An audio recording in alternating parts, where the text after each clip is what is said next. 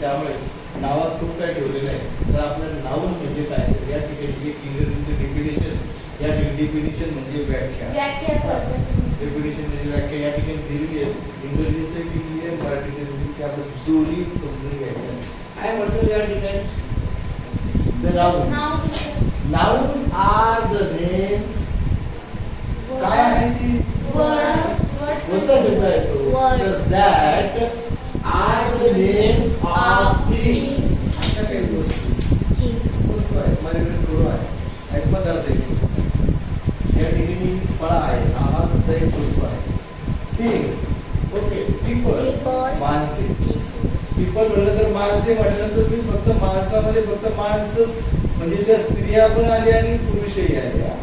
People, ठीक आहे, people, places, ठिकाण, कोणतंही ठिकाण घ्या म्हणजे त्या ठिकाणामध्ये ही प्रत्येक व्याख्या का समजून घेणे. या ठिकाणी थिंग्स म्हणलं म्हणजे वस्तू, म्हणजे जे आपल्या डोळ्याने दिसणाऱ्या सगळ्या वस्तू आल्या त्याच्यामध्ये, सगळ्या वस्तू.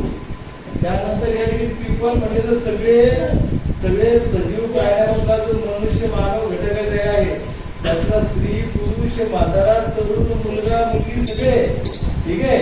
ते जर तुमच्या मनात थोडे शंका होतात, पुन्हा प्लेसेस म्हणजे सर्व ठिकाण, फक्त भारतातलेच ठिकाण का नाही तर जगातलं कोणतंही ठिकाण ते प्लेसेस, त्या ठिकाणामध्ये थिंग्स, ॲनिमल्स, प्राण्यात पण सगळे प्राणी आले जे जंगलात राहतात ते, ठीक आहे, wild animals.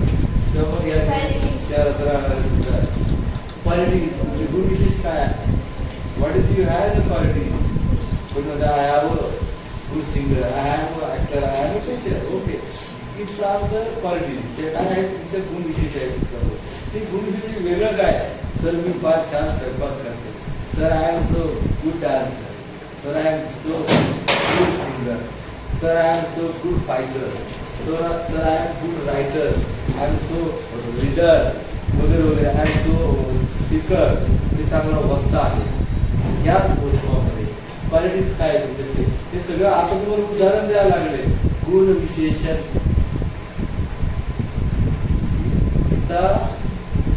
Lata Mangeshkar is a singer, is a good singer.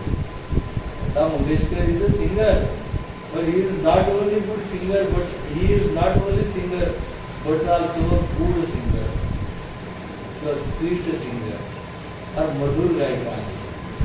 या स्वरूपात त्यांचं गुण विशेष काय आहे, he is a singer, but he is not only a singer, but also a sweet or good singer.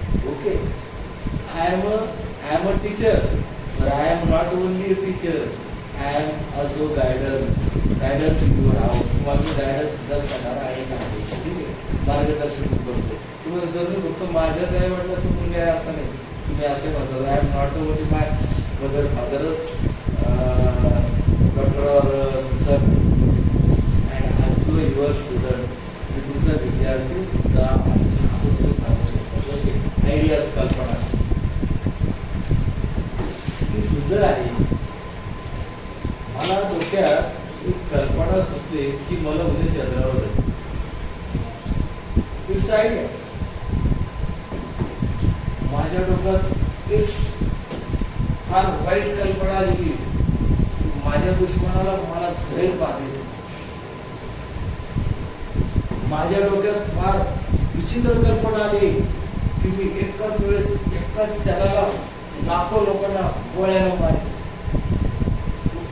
माझ्या मनात एक छानशी आयडिया अशी आलेली की माझ्याकडे येणाऱ्या सर्व पाहुण्यांना मी पोटभर जेवण खाऊ घालेन. इट्स अन आयडिया, ठीक आहे. आयडिया तुमच्या असू शकते आर्ट किंवा फिलिंग्स, भावना. माझी तुझ्याप्रती काही छान भावना नाही.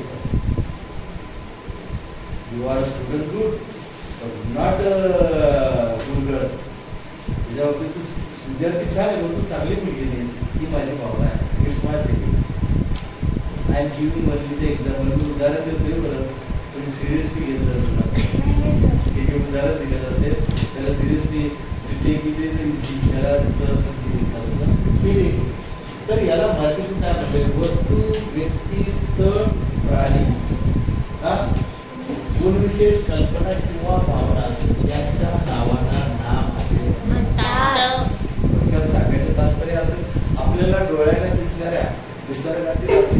सर्व बाबींना, सर्व घटकांना, सर्व सजीव निर्जीव बाबी घटकांना विचारण्यासाठी दिल्या गेलेल्या संबोधनाला किंवा उच्चारणाला दिल्या गेलेल्या उच्चारणाला नाम असं म्हणतात. ओके. हो सर. त्याच्यानंतर आपण नामाचे